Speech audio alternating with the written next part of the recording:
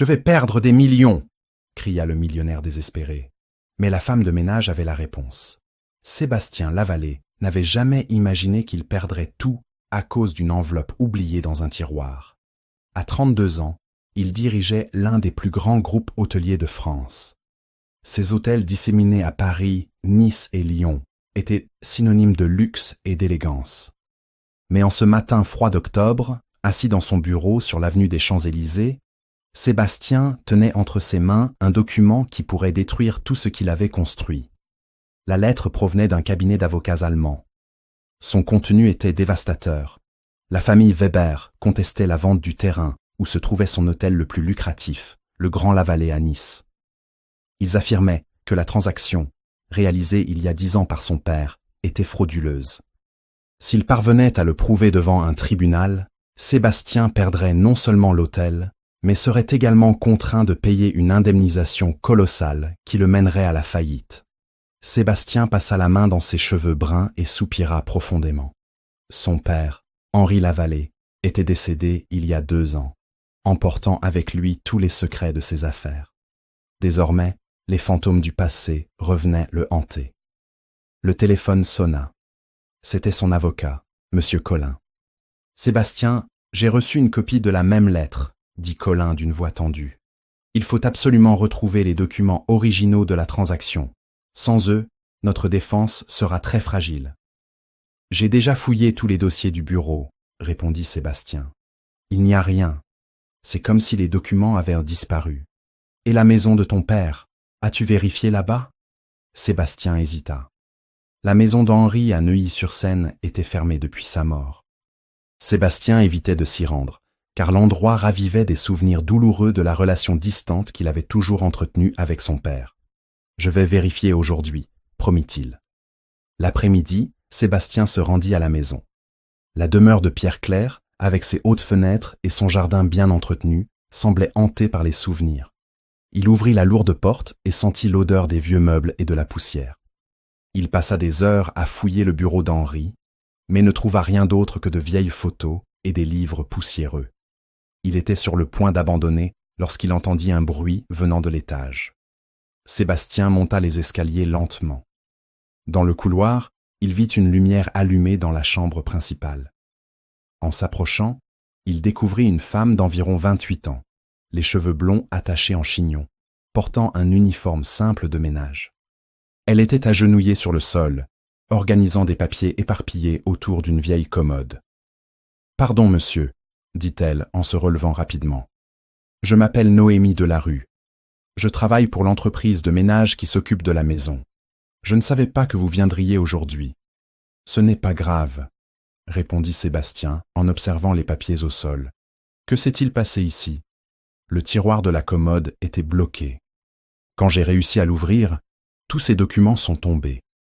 J'essayais juste de les ranger. Sébastien s'agenouilla à côté d'elle et commença à examiner les papiers. La plupart étaient des factures anciennes et des correspondances sans importance. Mais alors, Noémie prit une enveloppe jaunie et la lui tendit. Celle-ci était cachée au fond du tiroir, collée au bois, dit-elle.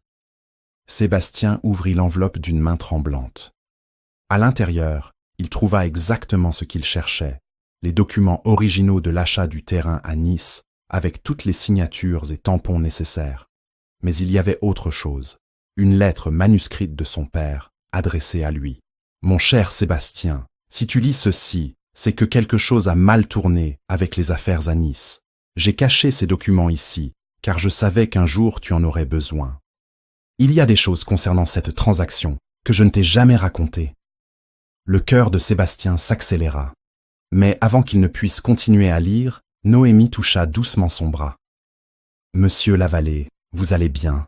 Vous êtes devenu très pâle. » Sébastien plongea son regard dans les yeux bruns de Noémie et y vit une sincérité qu'il n'avait pas rencontrée depuis longtemps. L'espace d'un instant, il oublia qu'elle n'était qu'une femme de ménage. « Je ne sais pas si je vais bien, » admit-il. « Cette lettre, elle pourrait tout changer. » Noémie hocha la tête avec compréhension, sans poser de questions indiscrètes. Il y avait en elle une étrange sérénité, comme si elle comprenait que ces moments exigeaient silence et respect. Sébastien plia soigneusement la lettre et la rangea dans sa poche avec les documents. « Merci, dit-il. Sans vous, je n'aurais jamais trouvé cela. »« Oh, parfois, les choses se révèlent quand nous en avons le plus besoin, » répondit Noémie, avec un sourire timide. Alors que Sébastien se préparait à partir, une question résonnait dans son esprit. Quels autres secrets son père avait-il cachés? Et pourquoi avait-il l'impression que cette mystérieuse femme de ménage en savait plus qu'elle ne le montrait? Le lendemain matin, Sébastien arriva tôt au bureau, mais il ne pouvait se concentrer sur autre chose que la lettre de son père. Il la relut plusieurs fois, essayant de déchiffrer chaque mot. La lettre révélait qu'Henri avait acheté le terrain à Nice de manière totalement légale, mais que la famille Weber, représentée à l'époque par le patriarche Klaus Weber, avait tenté de le faire chanter des années après la transaction. Weber avait menacé d'inventer des irrégularités dans la vente si Henri ne lui versait pas une somme considérable. Henri avait refusé et conservé tous les documents comme protection. « Ils reviendront, Sébastien », écrivait Henri. « Klaus Weber est mort, mais ses enfants ont hérité non seulement de ses affaires, mais aussi de son ressentiment. Ils croient que notre famille les a trompés, mais la vérité est que Klaus a tenté de nous extorquer, et nous n'avons pas su nous défendre à l'époque. » Sébastien téléphona immédiatement à M. Collin et organisa une réunion. Mais avant de partir, une idée étrange lui traversa l'esprit. Il décida d'appeler l'entreprise de ménage qui s'occupait de la maison de son père. « J'aimerais en savoir plus sur l'employé qui a travaillé hier à la maison de Neuilly-sur-Seine, » dit-il au gérant. « Noémie Delarue. »« Ah, mademoiselle Delarue. C'est l'une de nos meilleures employées, très soigneuse et fiable. Elle travaille avec nous depuis 3 ans. A-t-elle toujours travaillé dans cette maison? En fait, non. Elle a spécifiquement demandé à être affectée à la maison de Monsieur Lavallée il y a environ 6 mois. Elle a dit qu'elle connaissait bien la région de Neuilly-sur-Seine.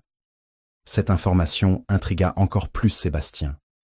Pourquoi une femme de ménage demanderait-elle spécifiquement à travailler dans la maison de sa famille? L'après-midi, après avoir présenté les documents trouvés à son avocat, Sébastien retourna à la maison. Il trouva Noémie dans le jardin, arrangeant les fleurs près de l'entrée. « Bonjour », le salua-t-elle, visiblement surprise de le voir. « Vous êtes revenu si tôt ? Je voulais vous remercier encore pour hier, » dit Sébastien, « et aussi discuter avec vous. » Noémie cessa ce qu'elle faisait et l'observa avec curiosité. « Puis-je vous demander pourquoi vous avez spécifiquement demandé à travailler dans cette maison ?» interrogea Sébastien. Le visage de Noémie rougit légèrement. Elle essuya ses mains sur son tablier et soupira. « Je ne voulais pas être indiscrète, monsieur Lavallée. C'est juste que... je connaissais votre père. »« Comment ça ? » ?»« Ma grand-mère, Marie Delarue, a travaillé pour la famille Lavallée il y a de nombreuses années. Elle s'occupait de cette maison quand j'étais enfant. Parfois, elle m'emmenait avec elle pendant les vacances scolaires. » Sébastien tenta de se souvenir. Son enfance dans cette maison avait été solitaire, son père étant toujours en voyage d'affaires. « Vous vous souvenez de moi ?» demanda Noémie timidement. « J'avais environ 10 ans à l'époque. Vous lisiez toujours dans le jardin, sous le grand arbre. » Soudain, un vague souvenir surgit dans l'esprit de Sébastien. Une petite fille blonde, de quelques années sa cadette, qui apparaissait parfois avec une vieille dame. Elle était timide, mais souriait toujours lorsqu'il la saluait. « Mon Dieu ! Noémie, la petite fille de Marie, » dit-il, stupéfait. « Exactement, » confirma-t-elle en souriant. « Quand j'ai appris que Monsieur Henri était décédé, j'ai voulu revenir ici. Cette maison fait aussi partie de mon enfance. Ma grand-mère parlait toujours de la famille Lavallée avec affection. Et pourquoi ne vous êtes-vous jamais identifiée avant? Je ne voulais pas sembler présomptueuse. Nous venons de mondes très différents maintenant. Je ne suis qu'une femme de ménage. » Sébastien ressentit une pointe de tristesse. Comment la vie les avait-elle conduits sur des chemins si différents? « Que lui est-il arrivé, à votre grand-mère » demanda-t-il. « Elle est décédée il y a 5 ans. Mais elle parlait toujours de Monsieur Henri avec respect. Elle disait qu'il était un homme juste, mais qu'il portait beaucoup de secrets. » « Quel genre de secrets ?» Noémie hésita un instant. « Ma grand-mère disait que Monsieur Henri craignait toujours que les erreurs du passé ne vous nuisent. Il n'était pas parfait, mais tout ce qu'il faisait était pour protéger sa famille et ses affaires pour vous. Sébastien resta silencieux, digérant ces informations. Sa relation avec son père avait été compliquée, marquée par une distance émotionnelle et les absences constantes d'Henri. « Savez-vous autre chose sur les problèmes auxquels mon père a été confronté ?» demanda-t-il. « Pas de détails précis, » répondit Noémie. « Mais ma grand-mère a mentionné une fois qu'il avait protégé quelqu'un d'une injustice, que certaines personnes voulaient nuire à notre famille, mais que M. Henri n'a jamais cédé aux pressions. » À cet instant, le téléphone de Sébastien sonna. C'était M. Collin. « Sébastien, nous avons de bonnes et de mauvaises nouvelles, » dit l'avocat. « Les documents que vous avez trouvés prouvent que la transaction était légale. C'est excellent. Mais les Weber ne vont pas abandonner facilement. Ils engagent un cabinet d'avocats très agressif à Berlin. Qu'est-ce que cela signifie ? Que cette bataille juridique pourrait durer des années et coûter une fortune, même si nous gagnons. » Sébastien raccrocha et resta pensif. Noémie remarqua son inquiétude. « Puis-je aider d'une manière ou d'une autre ?» proposa-t-elle. « À moins que vous ne sachiez résoudre un litige juridique international ?» dit Sébastien avec un sourire amer. « Peut-être pas de la manière dont vous pensez, » répondit Noémie, mystérieusement. « Mais ma grand-mère m'a raconté des choses qui pourraient être importantes. » Sébastien la regarda avec un intérêt renouvelé. Qui était vraiment Noémie Delarue? Et quels autres secrets connaissait-elle sur sa famille? Sébastien invita Noémie à prendre un café dans une petite brasserie près de la maison. L'endroit était chaleureux, avec des tables en bois et l'arôme de croissants frais flottant dans l'air. C'était un après-midi d'octobre, et les feuilles dorées des arbres tombaient doucement dans la rue de Longchamp. « Dites-moi de quelle ville et de quel pays vous regardez cette vidéo. Je lirai tous les commentaires. » Assis à une table près de la fenêtre, Sébastien observait Noémie avec une curiosité renouvelée. Elle semblait mal à l'aise, remuant nerveusement sa tasse de café. « Vous avez dit que votre grand-mère vous avait raconté des choses importantes sur ma famille, » rappela Sébastien. « De quoi s'agissait-il » Noémie prit une profonde inspiration avant de répondre. « Ma grand-mère Marie n'était pas seulement une femme de ménage, monsieur Lavallée. Elle organisait les documents personnels de votre père, une sorte de secrétaire particulière non officielle. » « Comment ça ?» Quand M. Henri faisait face à des personnes qui tentèrent de le faire chanter ou de lui extorquer de l'argent, c'était ma grand-mère qui cachait les preuves dans des endroits sûrs. Elle savait où tout était dissimulé. Sébastien faillit renverser sa tasse.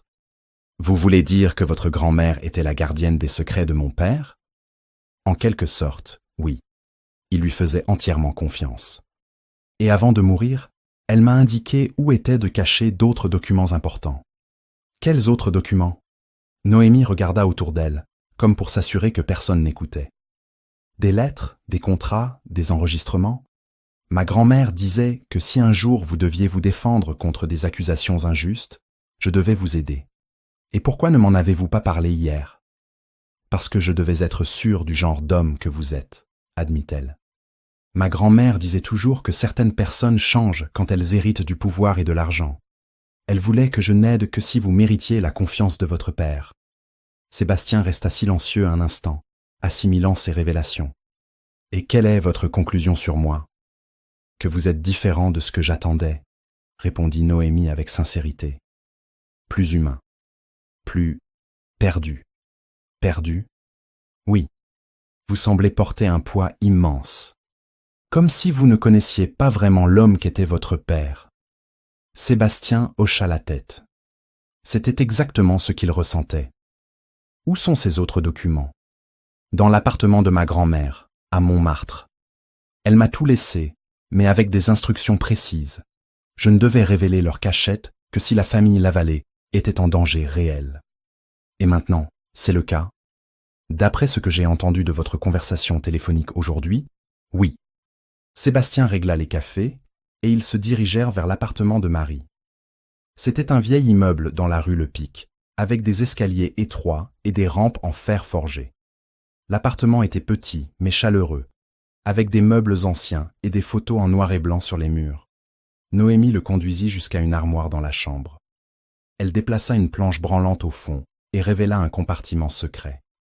À l'intérieur se trouvait une boîte en métal contenant plusieurs enveloppes et un petit magnétophone ancien.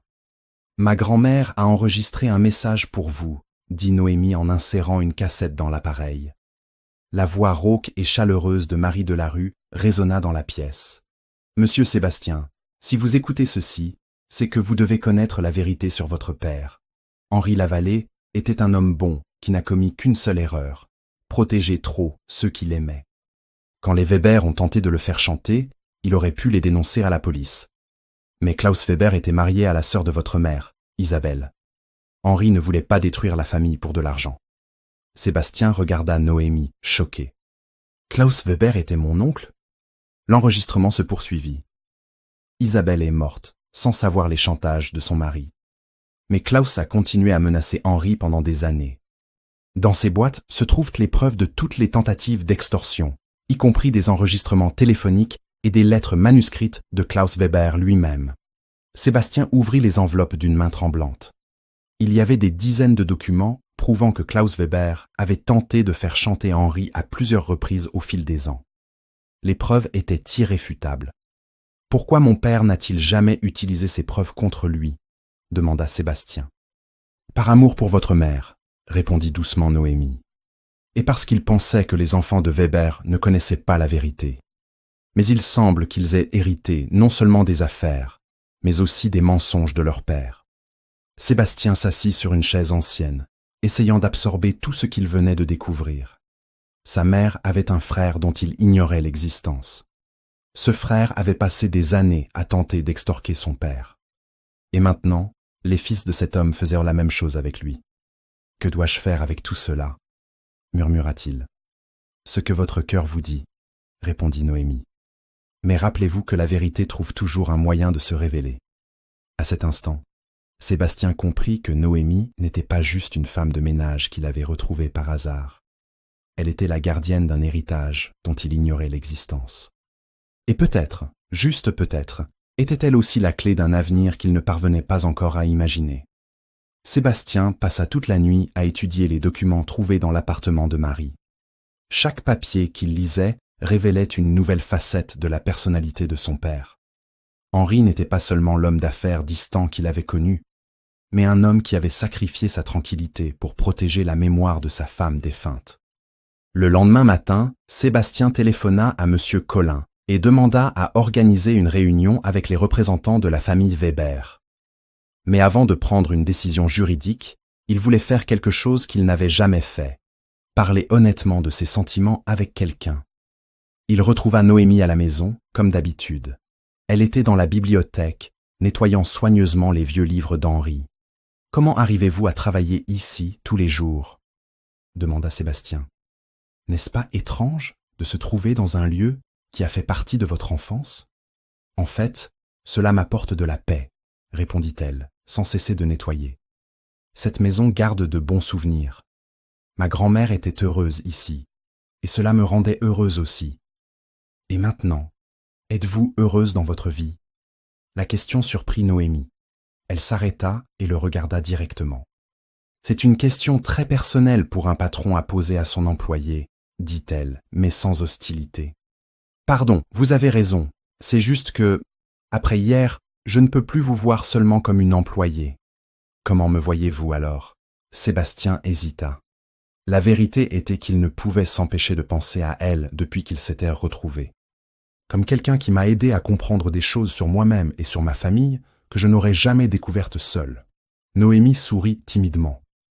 Pour répondre à votre question, oui, je suis heureuse, mais d'une bonne heure simple. Je n'ai pas de grandes ambitions, ni de rêves impossibles. Et quel serait un rêve impossible pour vous ? Peut-être retourner à l'école, étudier l'histoire de l'art. J'ai toujours été fasciné par les objets anciens, par les histoires qu'ils racontent.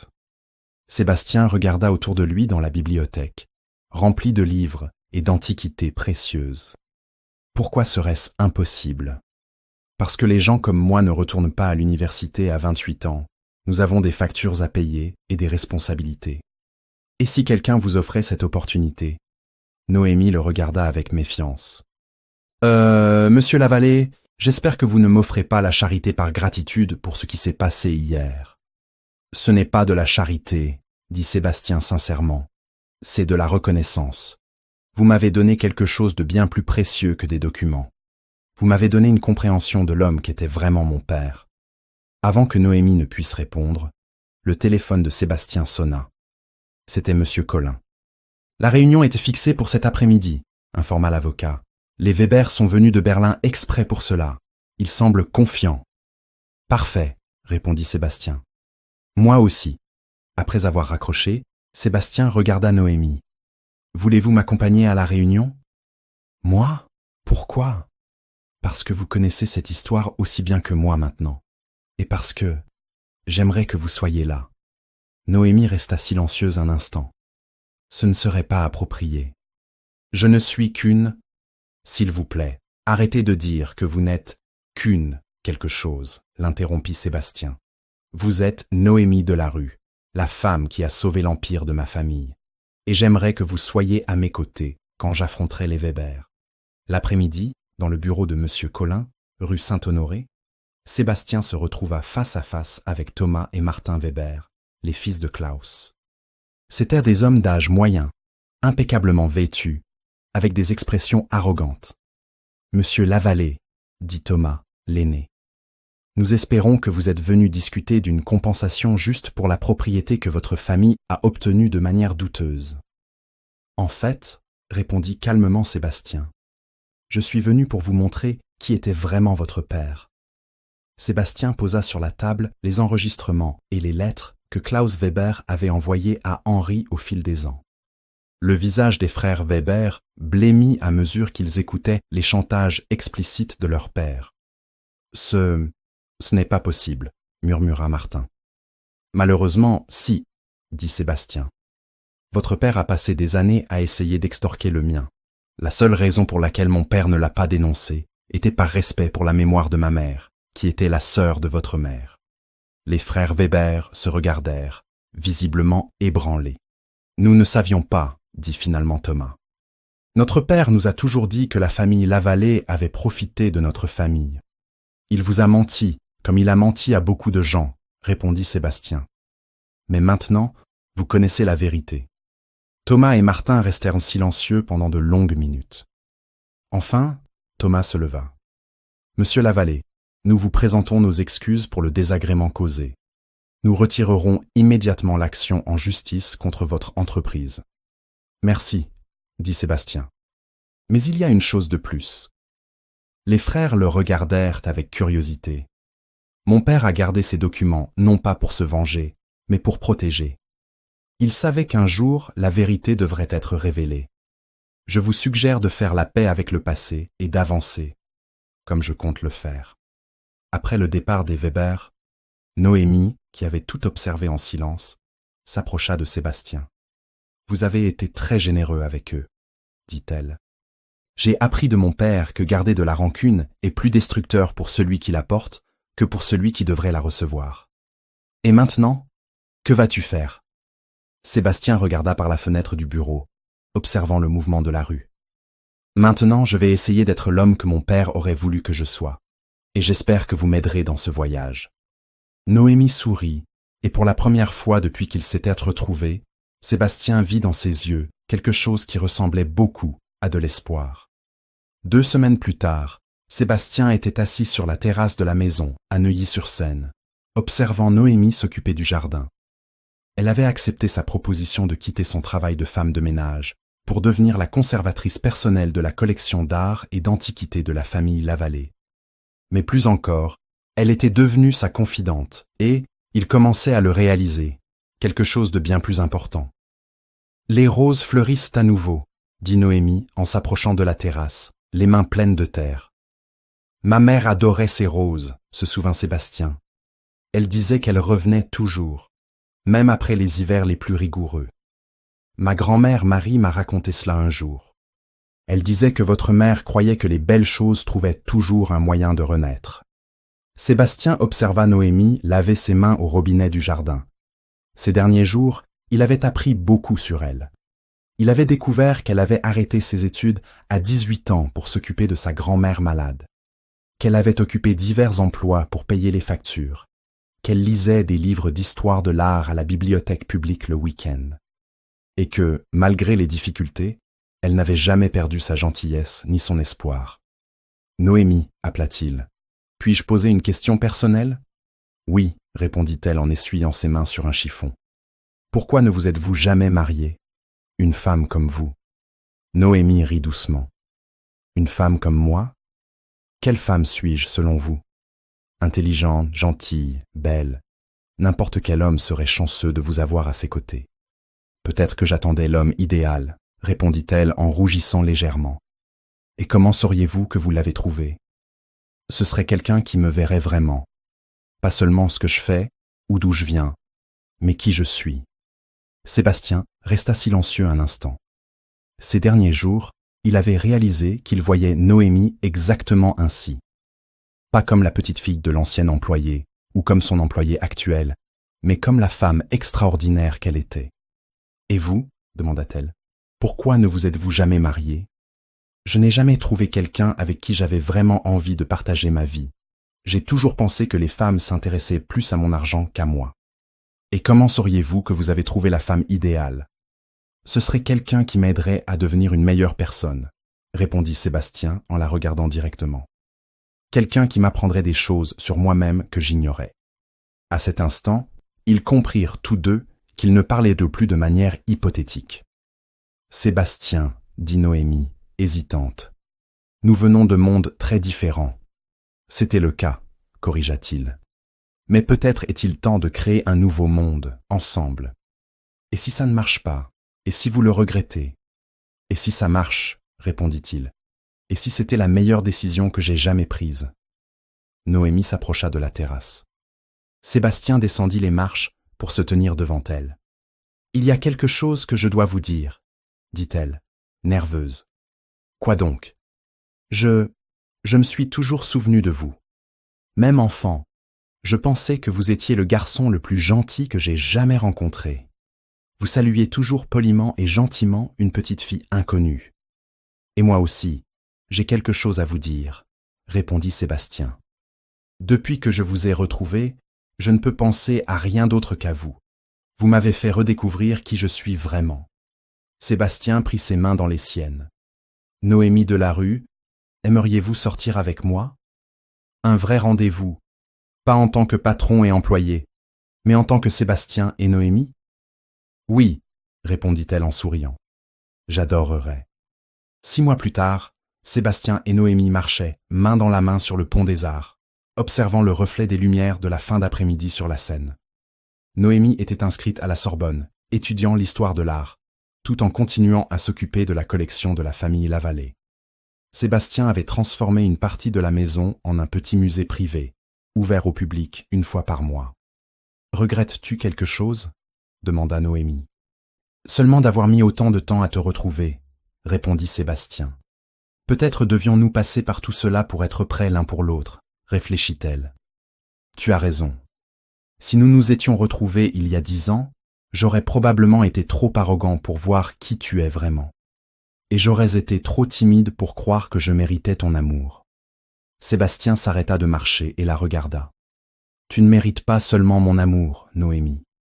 Tu l'as conquis d'une manière que je n'aurais jamais imaginé possible. » Alors que le soleil se couchait sur Paris, peignant le ciel de teintes dorées et rosées, Sébastien comprit que certaines pertes dans la vie ne sont pas vraiment des pertes, mais des opportunités déguisées. Il avait failli perdre des millions à cause des secrets du passé, mais en chemin, il avait trouvé quelque chose de bien plus précieux, l'amour véritable et la compréhension de qui il était vraiment. La maison de Neuilly-sur-Seine, autrefois un lieu de solitude et de souvenirs douloureux, s'était transformée en un foyer rempli de rires et de projets d'avenir. Tout cela grâce à une femme qui avait commencé comme une simple femme de ménage, mais qui, en réalité, était la gardienne non seulement des secrets de sa famille, mais aussi de la clé de son bonheur. Quand 2 personnes choisissent de marcher ensemble, même les voyages les plus difficiles deviennent des aventures pleines d'espoir. Si vous avez aimé cette histoire, laissez un commentaire ci-dessous, partagez-la avec vos amis et abonnez-vous pour découvrir les prochaines.